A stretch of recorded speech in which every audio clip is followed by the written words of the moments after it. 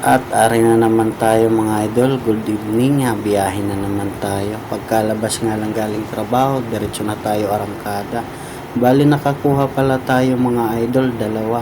Ang drop off natin sa Malate, Manila at saka yung isa sa Makati.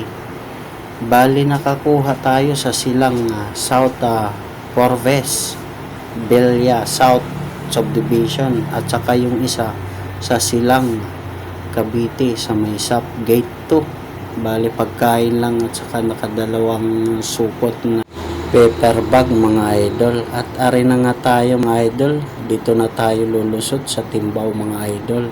Pakar muna, lusot to Binyan mga idol.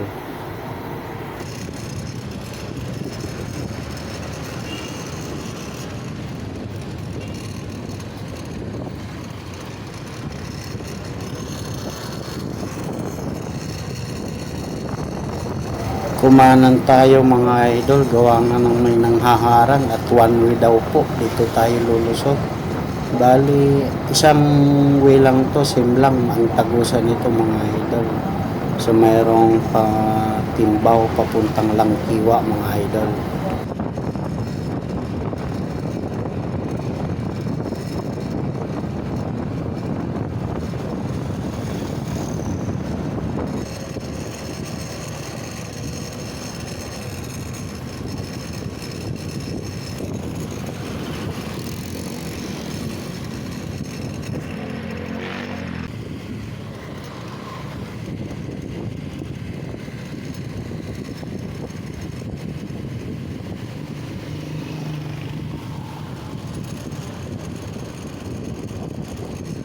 At ari na nga tayo sa Carmona, road to Carmona mga idol. Bali dito pala tayo dumaan para mas mabilis.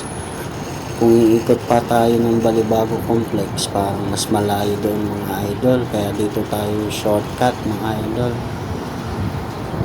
Tiyaga lang talaga sa buhay mga idol. Sa halip na ipapahinga ko na lang to at iuwi sa bahay, kailangan pa ng talaga budget at wala na talaga, kailangan ng extra income talaga mga idol.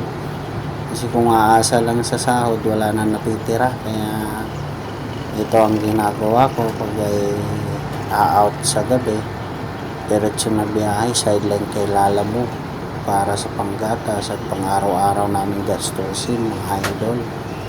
At ari na nga tayo sa Binyan, road to San Pedro na tayo mga idol. Nga pala, way back 2014 mga idol, share ko lang.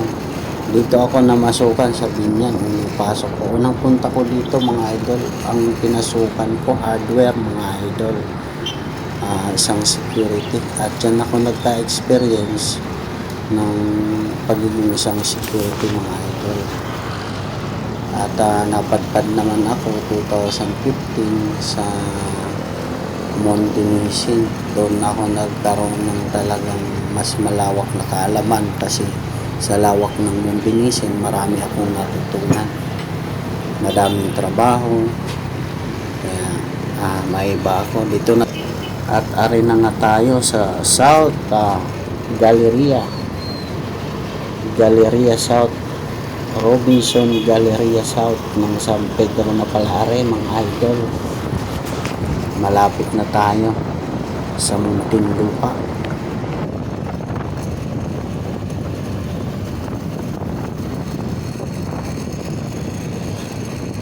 At makalipas lang ng ilang minuto mga idol, ari na tayo sa Alabang. Pinasok natin ulit ang Maynila mga idol. Dito tayo mag-iikot-ikot at kukuha ng mga delivery.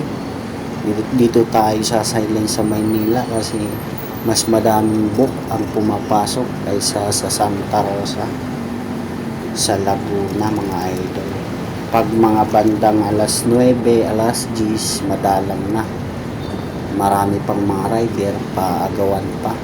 Kaya dito tayo sa Kamaynilaan, dito hanggang madaling araw mayroon. Basta kaya mong bumiyahe, umagahan.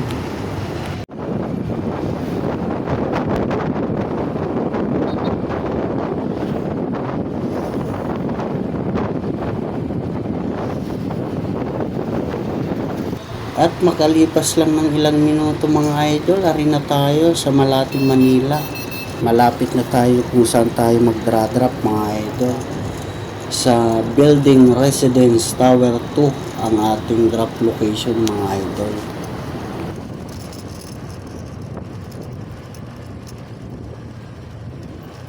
At sa mga oras na ito mga idol, ari na tayo sa ating drop off. Drop na natin to mga idol, dito na tayo sa ating drop off.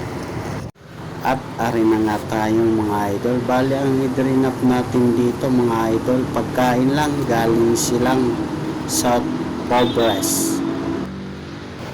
At ari na nga, pagka-drop nga lang natin ng unang deliver natin dito sa Malate, Maynila. Sa second drop off naman tayo mga idol sa Makati, sa Aroga Building. Tara, let's go mga idol, drop na natin. Dalawang supot lang na paper bag mga idol. Second drop off, ito tayo. Truck wheel truck wheel, foreigner ang mag-receive nito, dalawang paper bag.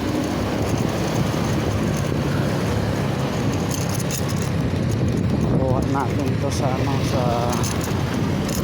sub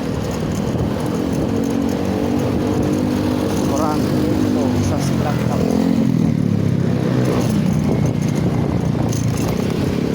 Pagkalipas lang ng ilang minuto, dito na tayo sa Makati. Malapit na tayo sa ating drop off. Dito na tayo mga idol. Drop na natin to mga idol. Drop na natin to. Mga foreigner ang kasi dito, dalawa. Galing silang Cavite. So mayroong sub gate to. Drop na natin mga idol. Yan, good evening mga idol. Dito tayo ng kasalukuyan sa Makati, sa Aroga Building. Nag-drop tayo ngayon dito, galing silang Cavite. Dito natin dinala mga idol, pagkaot nga lang natin galing sa trabaho.